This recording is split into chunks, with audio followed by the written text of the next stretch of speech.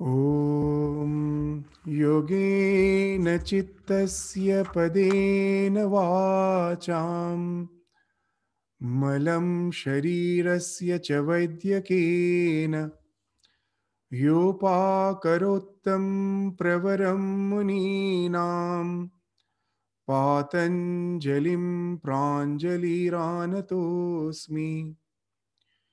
I prostrate with folded hands before Patanjali, who benefited mankind by delivering yoga for mind, grammar for speech, and by removing impurities of body through medicine. So, in the last class, we were studying the 33rd and the 34th sutra of the second chapter of Patanjali Yoga Sutra. So, after dealing with the five yamas and the five niyamas, to make those practices effective, the 33rd and the 34th sutra described the idea of pratipaksha bhavana, which means contending thoughts. So, those who have initiated themselves in the practice of the 10 commandments of yoga, namely the five yamas and the five niyamas, they will find that the real problem is with the mind. Though the practices as such seems to be something physical, like ahimsa, that I don't kill any other animals. I'm not violent towards any being. It's just the physical aspect. But the real practice is with the mind. That constantly we find that in our mind there are so many negative thoughts, which actually doesn't allow us to practice the yama and niyama in kaya, mana, vakya. Means in body, mind, and speech. So if I can practice in kaya, mana, vakya, then only it is something which is effective. It can lead to the overhauling of my personality, the purification of my personality. Otherwise, it just becomes a mere sham show. Outwardly, I'm showing that I'm a religious person, I'm a yogi, but inwardly, I know my mind is full of negativities. So that's why we have to take care of all the negative thoughts. And that's the idea which was spoken of in the 33rd and in the 34th sutra, by bringing in the idea of pratipaksha bhavana, which speaks of the contending thoughts. So what's the main contending thought? What's the main idea behind the contending thought? That yes, it's only after examining the ways of life I have understood that this world can give me as such no fulfillment. It advertises a lot but delivers nothing. I've understood that through the sunset pleasures of life, I can achieve no fulfillment. And it is out of my choice. No one has impelled me. Out of my choice, I have resorted to yoga. I took a resolution that I will resort to the yoga out of my own choice. And now, after initiating my journey, if I find that my mind is going back to the old ways of life, I have to rebuke myself. By how I have to rebuke? By saying that I am just behaving like a dog. The dog licks its own vomit. So, what I have vomited out, that I won't resort to these old ways of life. These old ways of life I have vomited out. And now, again, even mentally, if I'm nurturing them, it is as if licking my own vomit. So, that's the way I have to rebuke myself and go back to my practice again and again. So this is the vigilance which has been spoken of with the idea of pratipaksha bhavana. That enough is enough. For how many lives I don't know I have wasted by that old ways of living. I thought them to be the be all and end all of my existence. Now I realize that it is not going to take me anywhere. It will be just taking me round and round to this in the cycle of birth and death without any purpose. I will be just wasting the lives. So why not stop it? Just have the sense of purpose. Then only we can have concentration. Without the necessity, we can never have concentration. That the moment the student has the purpose behind the studies, the concentration develops. In our profession, we find that whenever there is a purpose, the focus comes. As an individual, the focus comes. As a group, the focus comes. So everywhere, unless you have a vision which speaks of the purpose, you can never have concentration. You can never have focus. So Pratipaksha Bhavana helps us to keep our vision alight. It doesn't get extinguished. The flame, once it has been lighted, I keep it, this flame always lit up. It is lit up. It remains burning. It remains lighted with the help of this Pratipaksha Bhavana. So in details, the 34th Sutra spoke of the next, that how the Pratipaksha Bhavana has to be practiced, that we will find that in many ways, in various levels, we have the tendency to transgress the practices of yama and niyama. So I have to be aware that in all the levels, I don't transgress. Not in a single level, I transgress the practice which I have already resolved to internalize. So what are those various levels? It was spoken in the 34th Sutra. That vitarka, himsadaya, krita, karita, anumodita. How nicely it has been told. It's not that if I resist myself from doing, from violating any of those yamas and niyamas, that is krita. I may myself not be doing it, but I may just get it done by someone else, that is karita. I may be the cause. Or sometimes I am not getting it done by others, but someone is doing, I approve it. Anumodana. So in so many ways, I can transgress. So these all vitarkas, these all obstructions can be either committed or caused or approved. Krita, karita, anumodita. And why I resort to them? Out of lobha, krodha, moha. Lobha, moha, krodha, moha purvaka. It may be out of greed, I resort to violence, or out of anger, or out of infatuation. That, as in the last class we were told, the greed. Just to get some financial benefits, I may be committing violence against others out of greed. Krodha, out of anger, that some of my desires got restricted because of someone else. And that inflares the anger in me. And out of that anger, I do some crime in the form of violence. That is krodha. Moha. Sometimes I justify my anger. That I am justified. That anger has some reason. Such and such person has duped me in such and such way, and my anger is justified.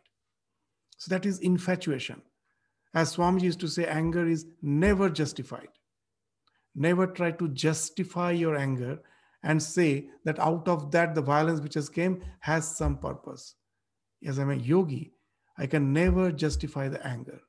That non-resistance is the highest spiritual goal. If I cannot practice, let me accept the fact that I am incapable, but let me not say that it cannot be done, that it is something impractical. Let the ideal be in its own place. Let us not drag it down. So this sutra speaks of that. Don't get infatuated and say that it was okay. So lobha, krodha, moha purvaka. So neither I commit violence, nor I approve of it, nor I engage someone else to do it out of either greed or anger or moha. And the level of violence can be mridu, madhya, adhimatra. It can be something very mild or something which is uh, madhya, moderate, or it may be something adhimatra, overwhelming, great, that I may kill someone. So it may we go to that extent. So all those things I am very much aware of. That some person may think that yes, krodha to a little extent, mridu is okay. I may not go for adhimatra. So that's why Yoga Sutra here has categorized it so meticulously to say in not even a trace should remain. As Sri Ramakrishna used to say very nicely, that if the thread, all the fibers of the thread are not moistened and uh, what you say that nicely, it has been moistened to form a single fiber. All the fibers are dissipated. If I just moisten them and make a single fiber by adhering all of them, then only I can make the thread to enter through the eye of the needle. Otherwise, if even if a single fiber is you find is not uh, means has been tightened, has been conglomerate together, it won't enter through the needle. So all the threads, all the fibers of the thread should conglomerate, and then only it can enter through the eye of the needle. So distractions of the mind are like those fibers of the thread. Through our focus, it has to be moistened so that they all adhere together. They all get conglomerated, and then only they can enter through the eye of the needle. Then only you can really reach the goal of your spiritual journey. So that's to indicate that there may be so many fibers in so many forms for each of the of this. There are 10 practices, 5 yama and 5 niyama. Of each of the practices, I may transgress in 27 ways. Like himsa can be krita, karita, anumodita. Again, each of them can be out of lobha, krodha, moha. And again, each of them can be mridu, madhya, adhimatra. So that way, if you categorize, you will find there are 27 ways I can transgress ahimsa.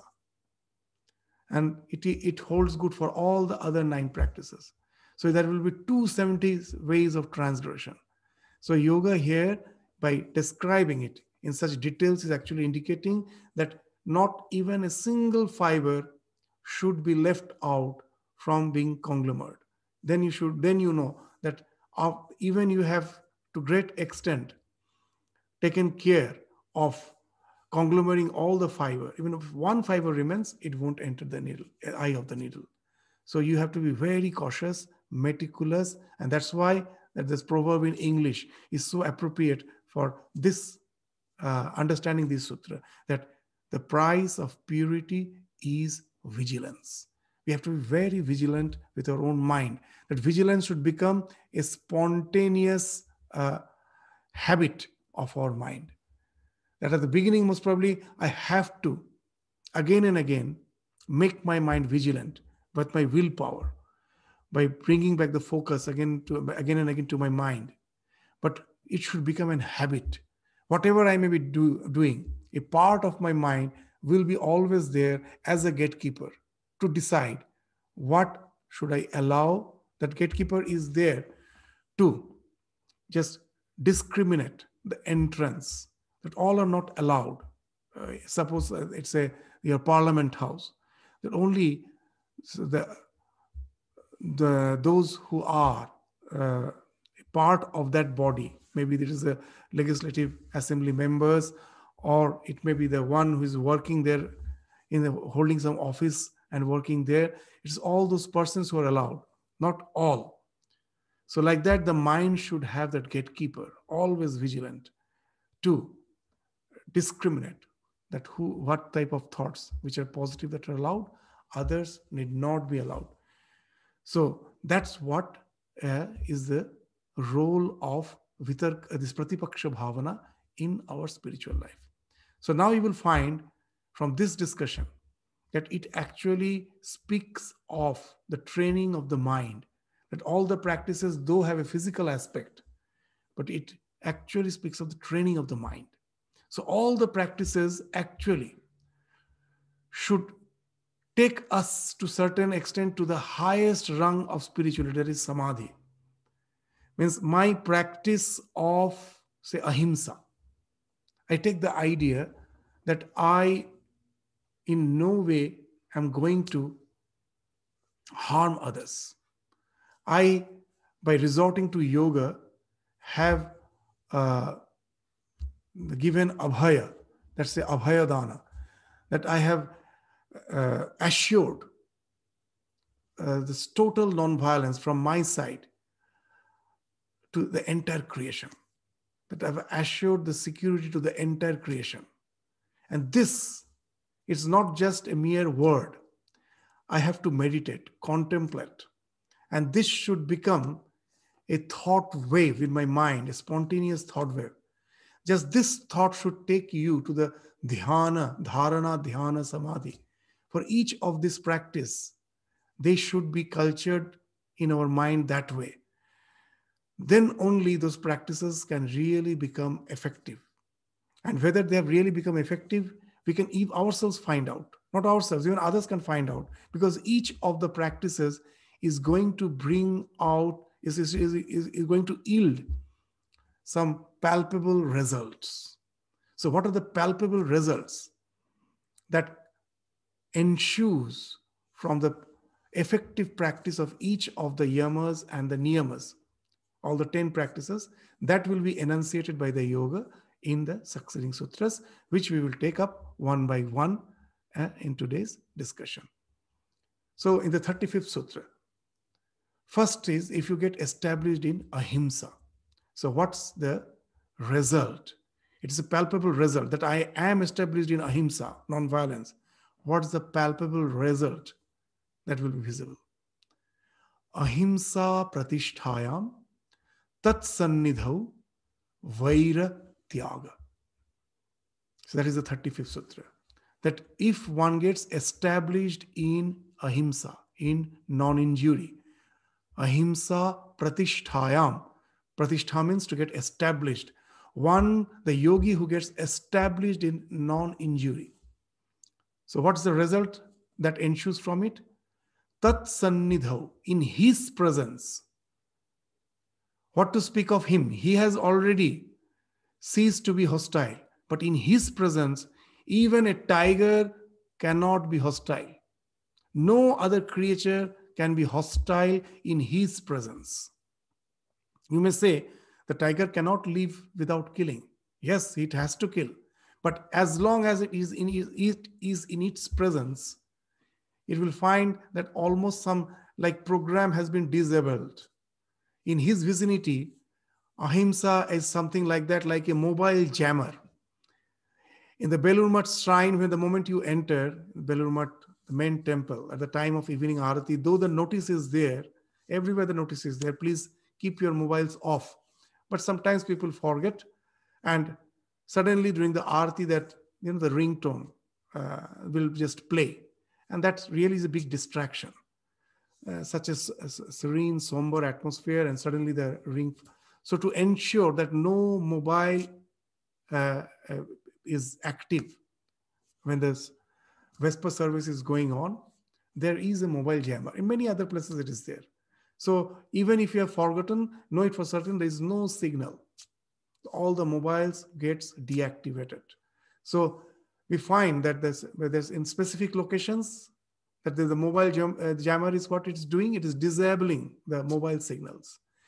Similarly, the mind of a yogi who is established in ahimsa can neutralize all violent thoughts in his or her vicinity.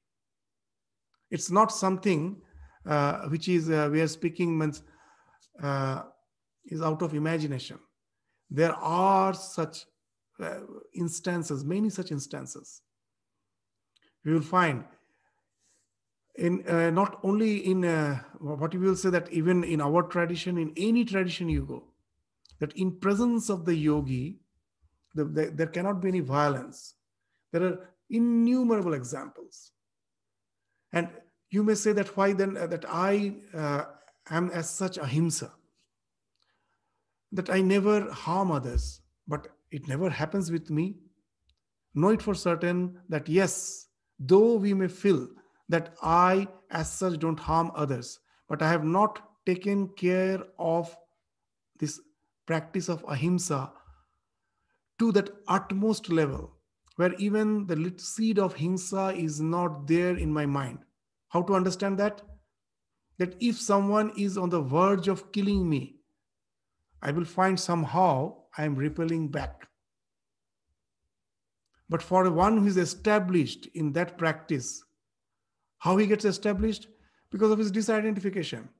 A yogi is constantly contemplating on the fact that I am the conscious principle, not the body, not the mind, not the senses.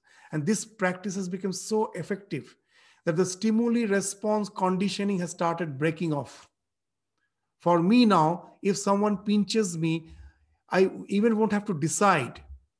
It's a reflex. My hand will be repelled or I will give a blow. It's a stimuli response conditioning.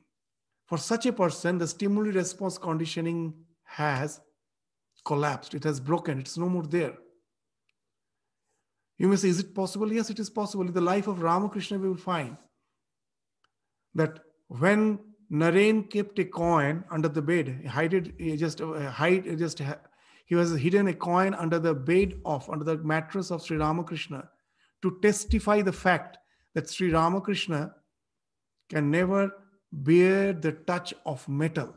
That's what he used to say, that I get terrible pain. So unknowingly, one day he kept a coin under the mattress. When Ramakrishna came back to his room and sat on the mattress, immediately jumped up. And he asked his nephew to just see what's behind and below the mattress. And the coin was found out. Ramakrishna knew that someone was experimenting on him. And he found it was Naren. And he was happy that he was tested. He told, yes, you should test a holy man. Then only you can know that whether he's really holy or not. So here Naren found out that that is the real internalizing of all these yamas and niyamas. It has become a nervous association. You have assimilated that idea of renunciation to such an extent that your nervous association has changed, as has been mentioned in the Bhagavad Gita, that yada samharate chayam kurmonga niva sarvasha. So what happens when you get established in the practice? So now, whenever the sensate pleasures of the world is there in my presence, my limbs immediately, without my knowing, moves towards them. Even in the Bhagavad Gita, Bhagavan is saying that how you will understand that you have become sthitapragya, you have got established, just the opposite happens. When you find that the objects are there to distract you, to lure you, just the way the tortoise withdraws its limb inside its shell. And even if you kill it, it's not going to bring out its limbs. Once it has retaliated, it is not going to. Once it has withdrawn itself, it is not going to retaliate in any way, under any provocation. Then you know you are established. So here, that's the thing which has been spoken of as ahimsa. That even that when there is no desire to harm or retaliate, even under provocation, it never arises in your mind. Then only you can be assured of the fact that you're established in ahimsa.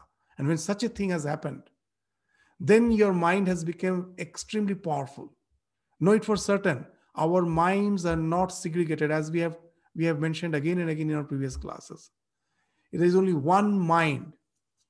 There's only one mind. And the stronger is your mind, the more it influences the other mind. Just the way, if you have a Wi-Fi connection, the stronger is the signal. You find that the things which are transmitted, you can view them without any delay or any obstruction. If you're away, the more you're away from the Wi-Fi signal, you find the signal is becoming weak. So just that the way the Wi-Fi signal is transmitting, and its effectiveness depends on the strength of the signal. Here also, the practice of non-violence speaks of the strength of your mind to radiate that non-violence. It no more remains just your practice. Even others who are in your vicinity, like that Wi-Fi, that strong signal of the Wi-Fi, they are affected for the time being, whoever in this vicinity, and there is no violence possible. Even in the life of Swami Vivekananda, in Holy Mother, Ramakrishna, there are so many examples. When Swami Vivekananda was a wandering monk, he was moving around here, just throughout India on foot. And he was once meditating inside a forest. And it so happened that suddenly he found that he has encountered, there's a lion in his presence, he's in front of him. He opened his eyes, he saw the lion in his presence. And immediately what the thought came, that shows that how was established in the practice of ahimsa. That let this lion devour my body.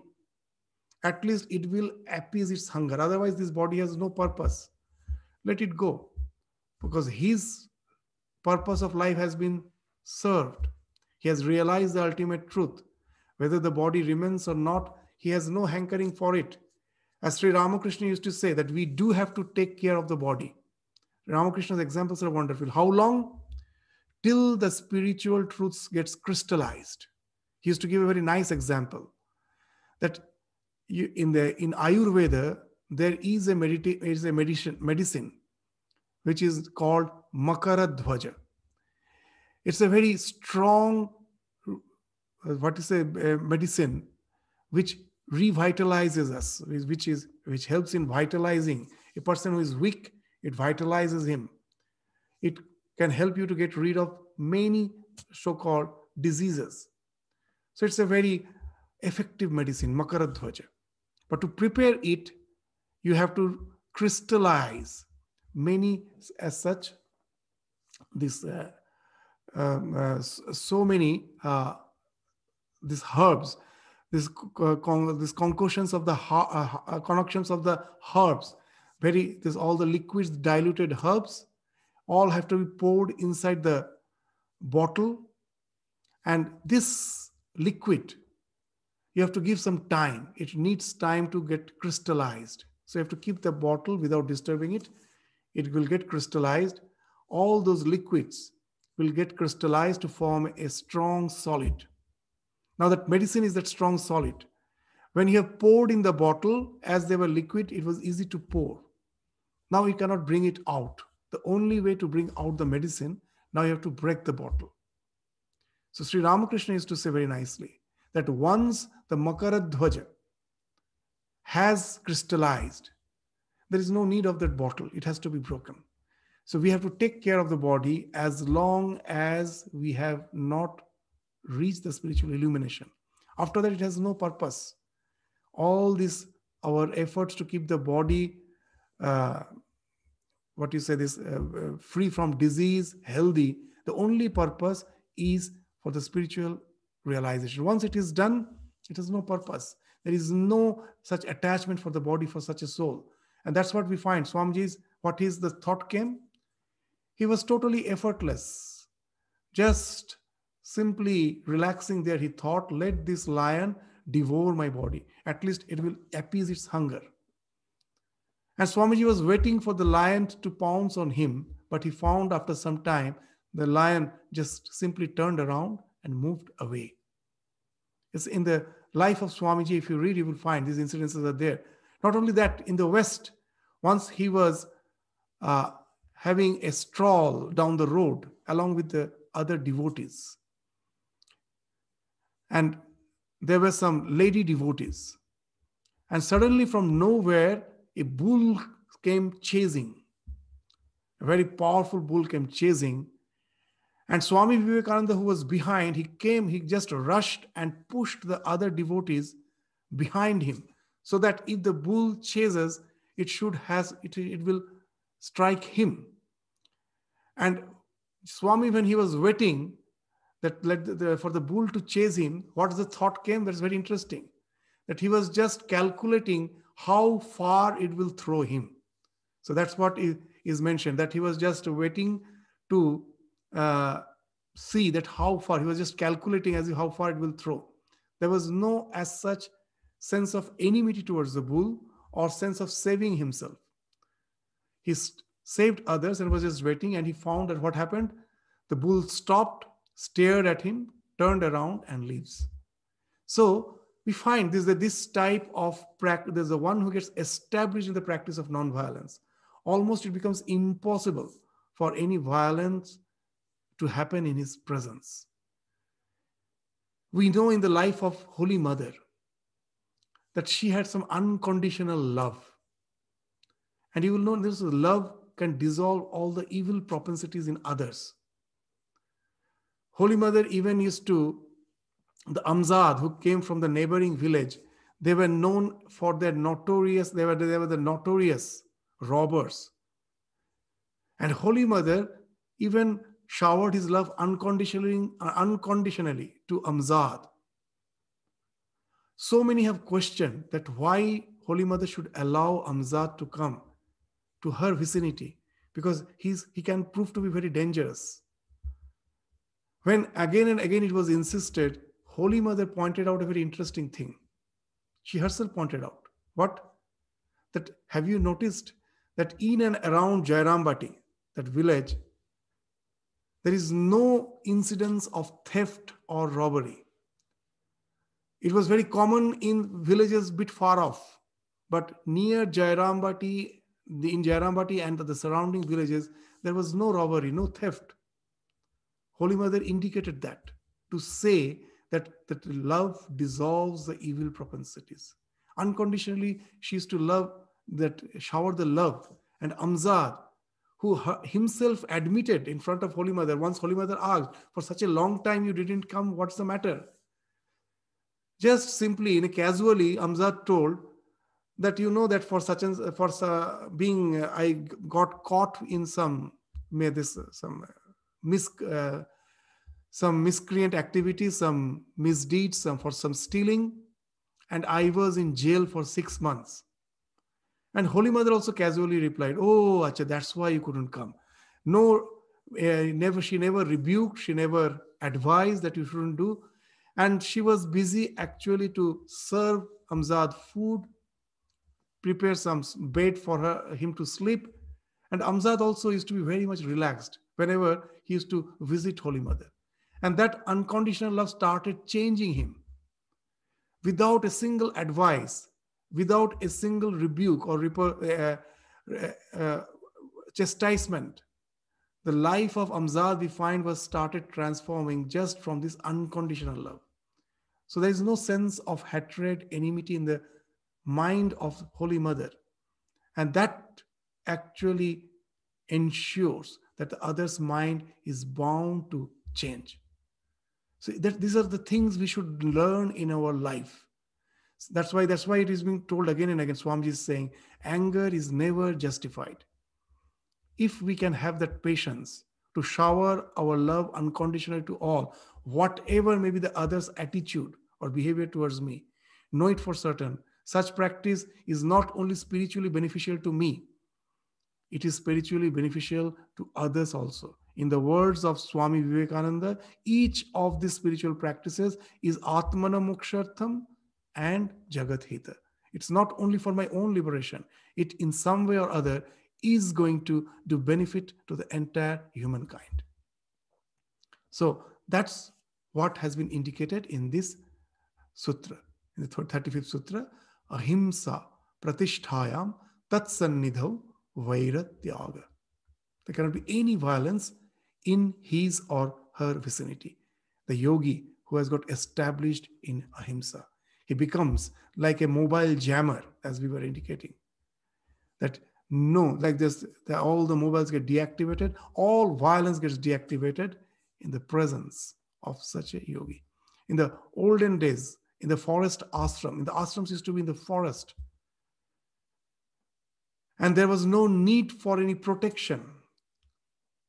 How could they stay in that forest? And why they stayed in the forest? Because they were assured.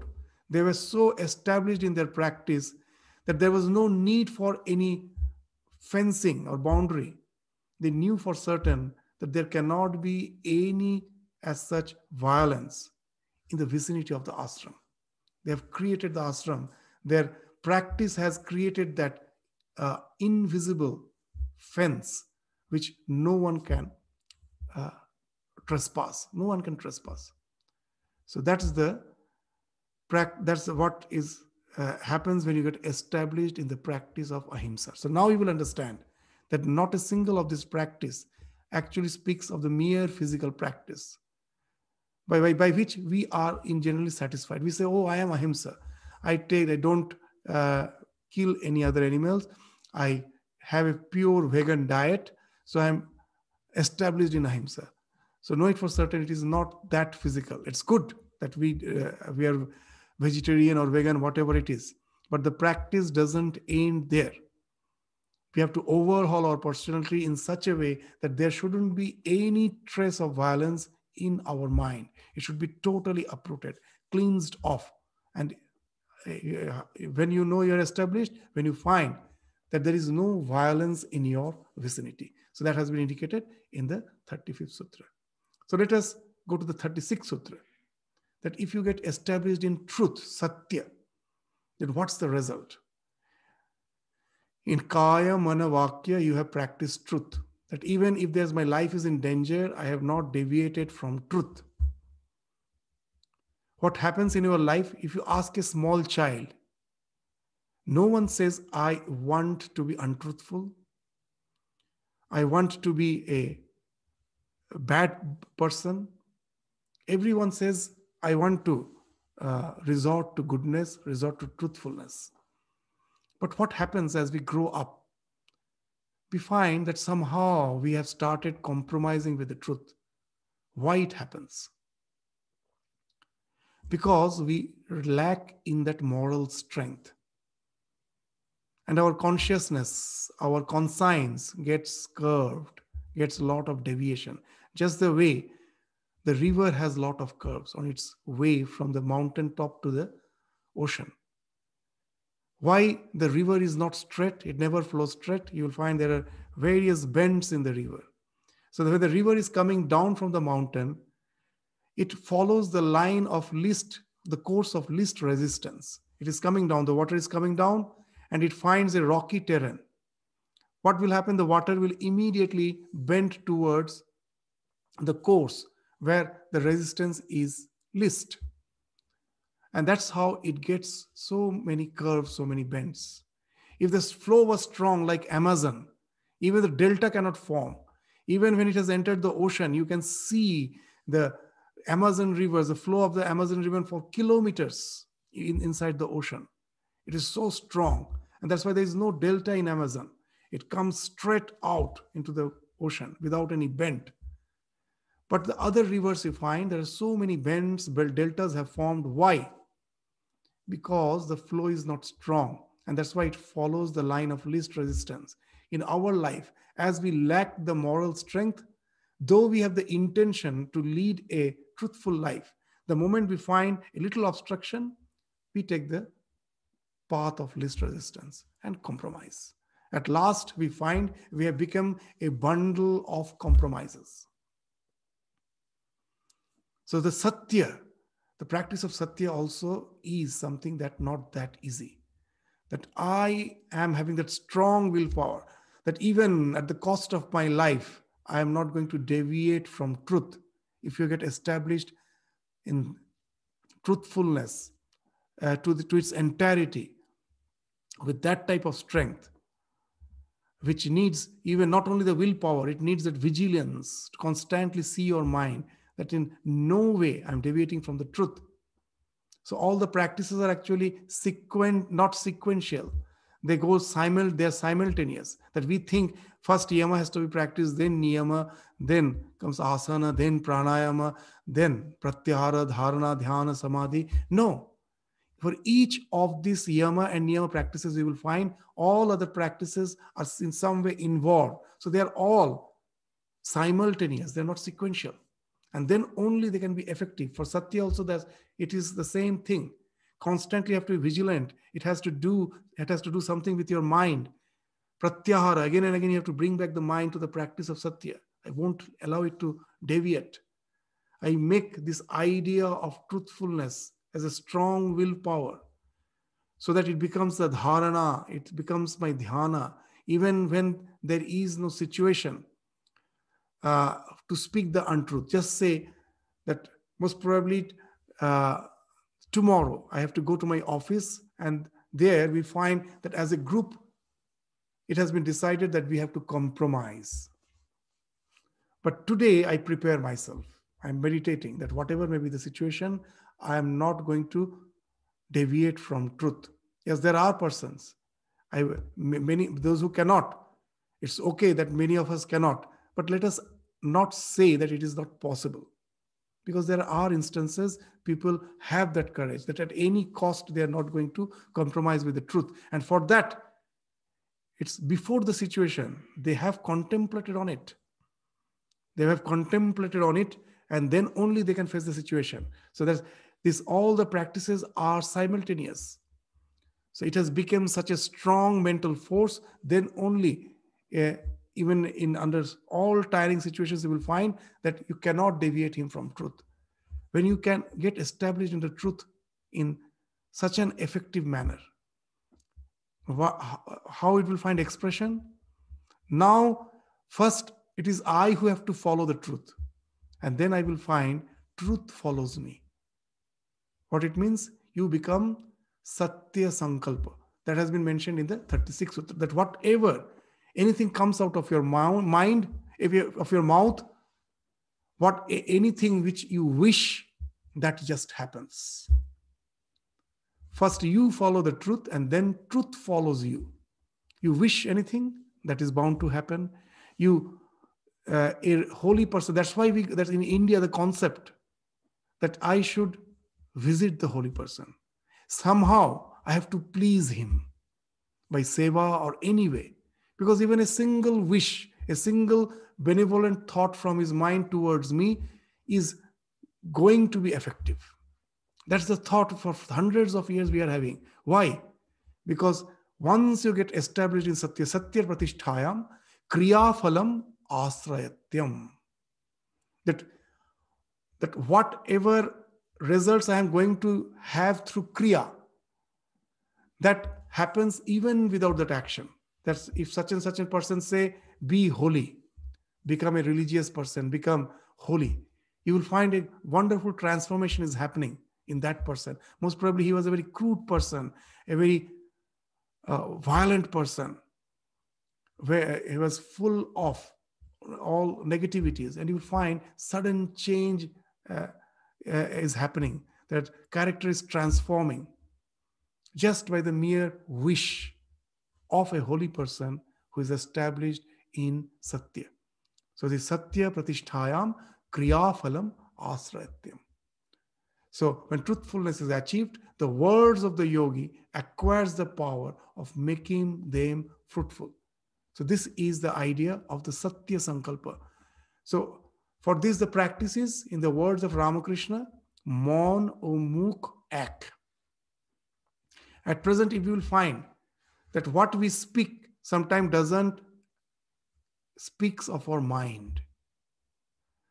I may be angry towards someone, but when I'm speaking towards him, I may be using pleasing words, though the anger is there. So that is not the practice of truthfulness. My mind should conform to my speech. Then is it that if I'm angry, I have to speak out through anger? No, it doesn't mean that. It means, yes, today I am trying to curb my anger. Inwardly, I'm trying to curb, and I'm using pleasing words. I have to use the pleasing words, but gradually I have to see that a situation should come when I am speaking those pleasing words, my mind is also attuned to it. In no form, any form of hatred or enmity or jealousy or rancor, anything is working in my mind. So external, first we have to change the external behavior. It doesn't mean that as I am angry, so I have to just show my anger. That's not what is meant by mon or muk ak, that my speech should conform to my mind. It's just the opposite. First, of course, my external behavior has to change. There should be a change in the behavior, but that doesn't ensure my character. Behavior and character are not synonymous. Behavior is the, you behave with a person externally, but character is something which is established when, according to your behavior, your mind has also changed gradually with your willpower. You have changed your mind, that the way you are behaving with the others, that's actually the real state of your mind. And then you get established in truth. So that's the definition so Ramakrishna is giving about truthfulness. The one whose mind and speech are always, his speech always conforms to the mind, and he is always occupied with the truth. The thought of telling a lie does not occur, even for saving one's life. And then you can be certain of the fact that you have developed that willpower, so much willpower that by your speech, whatever you say, it is going to be ineffable. It is going to happen. If such a person says, be virtuous, you will find your life is changing. That's why we pray to all this illumined soul. Oh, please make me good. Because we know that once he blesses us with that word, benevolent word, be virtuous, my life is going to change. It's going to have a stupendous transformation, and it will be overhauling of my personality. We are so sure about it, because that person to whom I seek the blessing is established in truth. So he has that mind, has that power. So again and again, in all the practice, you will find that the mind is not something segregated, which is the thing. If you develop the mind which is established in truth, again, it is like a Wi-Fi with a strong signal. It is going to affect whatever you think, that finds expression. Even, we can explain it in the psychological terms. That for me, at present, suppose I say, let me move the chair. So this is a wish which has came to my mind. But as my mind is not strong, what it has to do? That wish has to find expression through the nerves. It has to reach my hand. When the hand is pushing, what has happened? That as per the wish, the nervous current is activating my these muscles. The nerves activates the muscles, and then the muscles pushes the chair. It is something like that your brain is wired. These nerves are like wire. That's just when you pass an electricity through some machine, the electricity will be just set to the fan. The electricity will be moving electric force is getting converted into some mechanical force, into some motion. And for that, you will find that the electric wires are there, isn't it? The electricity is carried through the wires. But nowadays, have you seen that just by remote? You have to on the switch, then through the wire, the electricity is getting connected to the fan. But nowadays, you have the remote. What has happened? The signals are making the current getting connected with the fan, and the fan starts revolving. So the mind of a yogi has become so powerful, he doesn't need the nerves as the wires to be connected to the muscles and to activate them. So that through kriya, through some action, you have to get the result. No, it's not required. Your mind has become as powerful like a remote. Because with the willpower, you have practiced satya in such a way, whatever you desire, just the way the remote with its strong signal, without the need of wires, there's no need for wire, just by its signal, it can make the fan revolve. So similar thing happens with a Satya Sankalpa person. There's no need for wire. You'll find that in nature that example is there.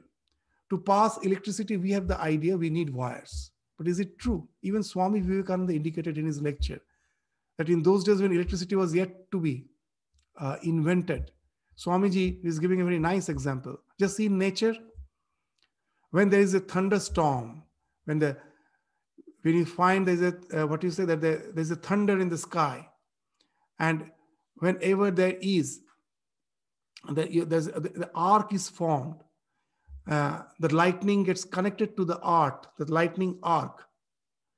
That lightning is what? It's just nothing but it is a huge voltage. It's electricity. It's an electrostatic energy. It is electricity. That electricity is getting connected to the earth from the sky. How is it possible? Is there any wire? No. When the voltage is too high, you don't need the wire. Without the wire, just the way in the cathode ray tube, the cathode rays are traversing. How? As the voltage is very high, you need no wires. The electrons can travel even without the medium in space. The same thing happens when the mind is very strong. It doesn't need the nerves.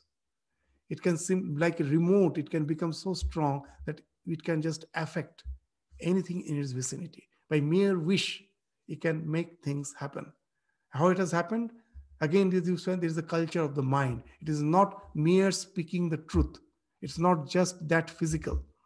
You have cultured the mind with the willpower, so it has become so strong that it has become a very strong transmitter, and it can affect the phenomenal world without as such any physical involvement.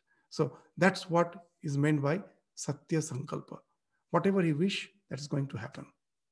In the life of Ramakrishna, we find when Naren he found that Ramakrishna is always praising him. One day he compared him with Keshav Chandra. At that time, Keshav Chandra was a famous person. He was famous for his oratory. He was one of the most famous leader of the Brahmo Samaj. Everyone knew him. He was such a famous person. And Ramakrishna is comparing Keshav with Naren by saying that if Keshav has one power, Naren has 18 powers. And Naren himself felt embarrassed. He told Ramakrishna that you love me and that's why you speak all sorts of incongruous things. What people will think of you. And Ramakrishna is saying that the future will just say that what I am saying, whether it's true or not, just in time will say it. And he's almost at the end of his life, he wrote with a charcoal that Naren is going to teach the world. That colloquial Bengali, Ramakrishna wrote that Naren শিক্ষে দিবে যখন ঘরে বাইরে ডাক দিবে, that in his own country as well as overseas, everywhere he will be roaring like a lion. Naren, and why he will be roaring like a lion? Because he has to teach the world. Naren শিক্ষে দিবে যখন ঘরে বাইরে ডাক দিবে. And Naren himself never believed that he is going to preach the entire world. But just see that Ramakrishna's words are so ineffable. No one thought what Ramakrishna is saying is going to be true. Rakhal, Swami Brahmananda, the first president of our order, being the first president, he had to have the skills of a king to run huge administration. All the centers were forming in India, in abroad. As a first president, he had to be a very capable administrator. And these young boys, almost they had no higher education. They were, of course, in schools. They were good in studies, but they never went for higher education. And he's saying Rakhal has the temperament of a king. He can rule a kingdom. These young boys, they were just 22, 23 at that time. And the future sees him in the role of the president, the way he was running the entire administration in India, in abroad. That speaks that what Ramakrishna is speaking about, that Rakhal, the one who was just like a small boy, he used to behave like a small boy. He will go and sit in Ramakrishna's lap. The one who is appears to be innocent. Such a person, he's saying he's going to be the king. And that's why Even the other Swamis, seeing Rakhal's role as the first president, started calling him Raja, the Raja. He was really the king. And that's what Ramakrishna told. Sharat, one day this another Swami, Ramakrishna sat on his lap and told, "Oh, you have the capacity to take tremendous load." A young boy of 2022, Ramakrishna, and an aged person of 50, coming and sitting in his lap and then getting up and saying that, "Oh, you have the capacity to take huge load." And we find Sharat Maharaj, Swami Sharadananda, in the role of the first general secretary of our order, with a high capable administrative skill. So these, all small boys in whom all these skills are yet to bloom, whatever he's saying is happening. So just wish what he is wishing. That one day he told Holy Mother, "I see that all this white-skinned person, their skin is white, their hearts are white. They are getting attracted to this idea." He never told me and mine. He was so bereft of the idea of me and mine, always used to say this place. And no one thought when Ramakrishna was alive, somehow some 30 disciples were there, a small group. And that you find in such a short time throughout the world, it has a huge role to play, affecting the entire, influencing so many, such a broad spectrum of the human civilization. Even in Australia, this A.L. Basham, the very famous historian, he has mentioned that Ramakrishna Vivekananda is going to be the molders of the world in future. Is yet to come. And because all these intellectuals have really found there's such strong philosophy behind their life. And that's the thing we find in Ramakrishna's vision. What he's saying is coming true. So this is the Satya Sankalpa. Not only that, if you read Swami Shishya Sangbad,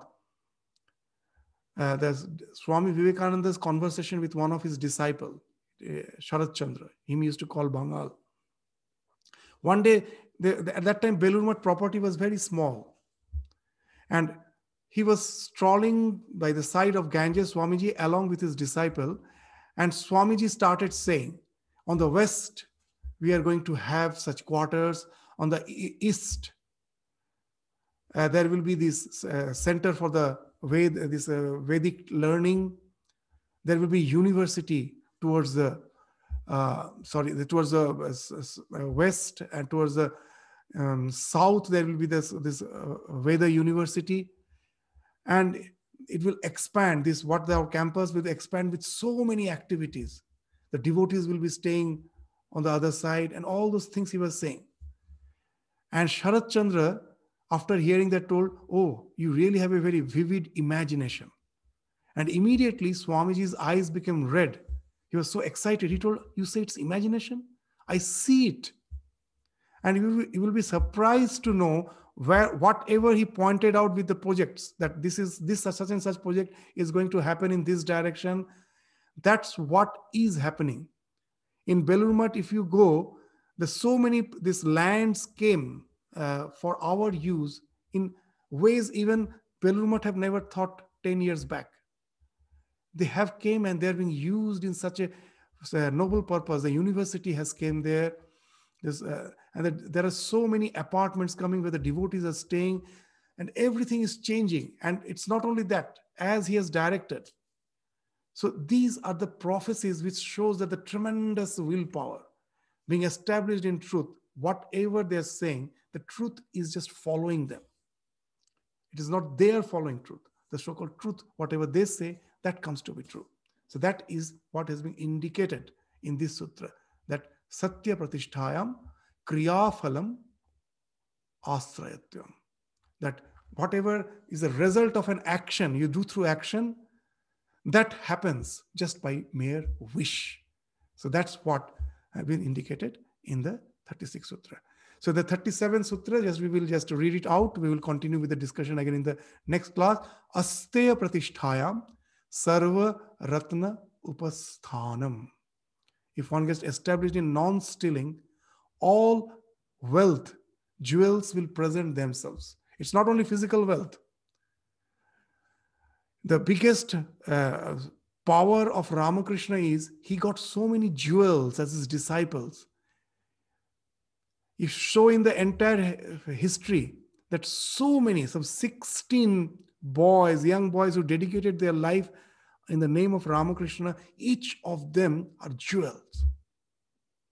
Not a single trace of impurity will find in them. Tremendous spiritual power. So he has gathered not only the so-called Ratna. Ratna, of course, came in the form of wealth, in the form of inanimous wealth it came.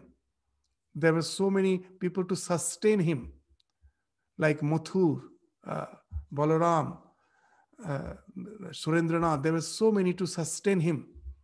But that's there, it doesn't end. Even after his passing away, that within the form of Ramakrishna mission, that enormous wealth it is accumulating for doing good work. From where it is coming? Just in his name.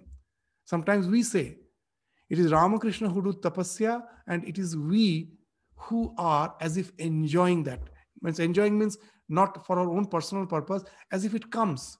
That whatever we think that such and such work has to be done, we find peoples are there, wealth is there, it is pouring in, it's all possible just by that name. Why? Because such holy persons, when they get established in non-stealing, aste pratisthayam, sarva ratna upasthanam, the wealth by itself pours in. So that's what has been spoken of in the 37th Sutra. We will take up this Sutra for a bit more elaborate discussion and continue with the succeeding sutras again in the next class. With this, we conclude our discussion today. Namaskars. Thank you. Pranam Swamiji. Swamiji, thank you. Namaskar. Thank you. Namaskar. Namaskar.